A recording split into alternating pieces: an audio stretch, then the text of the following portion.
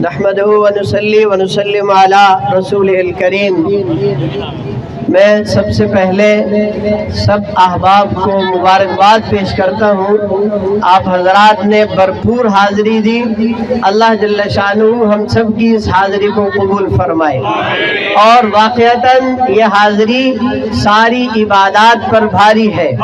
رسول اللہ صلی اللہ علیہ وسلم کے ساتھ وابستگی یہ ساری عبادات پر بھاری ہے۔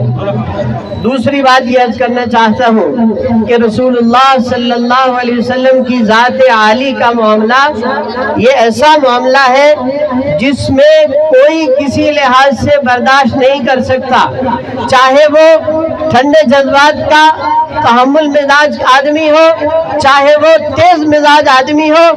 یہ وہ معاملہ ہے جس میں اگر ابو بکر صدیق رضی اللہ تعالیٰ عنہ جیسا آدمی ہو، جس کے لیے فرمایا ارحم امتی بی امتی، میری امت کا سب سے زیادہ مہربان اور رحم دل آدمی ابو بکر ہے، لیکن اگر حرمت رسول اللہ صلی اللہ علیہ وسلم کی بات ہو تو پھر ابو بکر بھی برداشت نہیں کرتے۔ اس سے معلوم ہوا کہ چاہے وہ تحمل مزاج شخص ہو، چاہے وہ تیز مزاج ہو، یہ معاملہ ایسا ہے اس میں کوئی رعایت نہیں کر سکتا، اسے برداشت نہیں کر سکتا۔ یہ امت مسلمہ کا وہ مسئلہ ہے جس مسئلے میں امت کا ہر فرد، چاہے وہ جوان ہو، بوڑھا ہو، جاہل ہو، عالم ہو، پڑھا لکھا ہو، وہ غریب ہو، امیر ہو، کوئی بھی شخص ہو، اس معاملے میں کسی رعایت کا روادار نہیں ہے۔ یہ دوسری بات۔ اور تیسری بات یہ ہے کہ میں ابھی اس اجتماع کی قرارداد پیش کروں گا تو سارے احباب اس کی تائید فرما دیں، اور پھر اخیر میں انشاءاللہ دعا ہوگی۔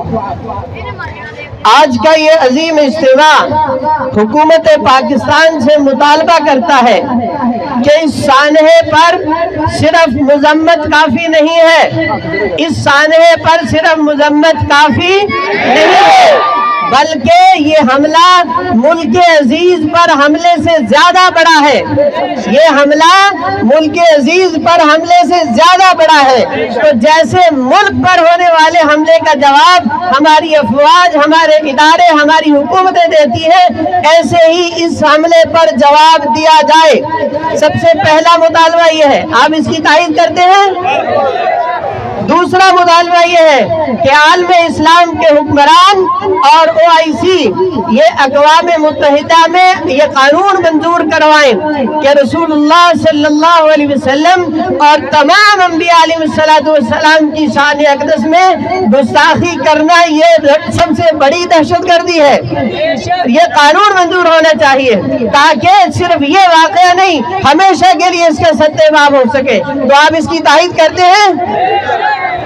اور تیسرا مطالبہ ہمارا یہ ہے کہ ہم ساری دنیا کی اقوام کو یہ بتانا چاہتے ہیں کہ رسول اللہ صلی اللہ علیہ وسلم کی ذات عالی ہمیں ہر مسلمان کو اپنی جان سے زیادہ عزیز ہے، ہر مسلمان کو اپنی جان سے زیادہ عزیز ہے۔ لہذا جیسے ہر آدمی کو حق ہے کہ اس پر اگر حملہ ہو جائے تو وہ جواب دے، حق ہے نا؟ جیسے ہر آدمی کو حق ہے کہ اس پر اگر کوئی حملہ آور ہو جائے تو وہ جواب دے، یہ حق ساری دنیا تسلیم کرتی ہے۔ لہذا اگر رسول اللہ صلی اللہ علیہ وسلم پر تنقید ہو تو اس کا جواب دینا ہر مسلمان کا آئینی حق ہے، ہر مسلمان کا قانونی حق ہے، اور یہ بالکل جائز حق ہے، اس پر کسی قسم کی قدغن نہیں لگائی جا سکتی۔ لہذا ہم اقوام عالم کو یہ بتانا چاہتے ہیں کہ یہ جواب دینا چاہے جس انداز سے بھی ہو، یہ ہمارا آئینی اور قانونی حق ہے۔ اور چوتھی بات یہ ہے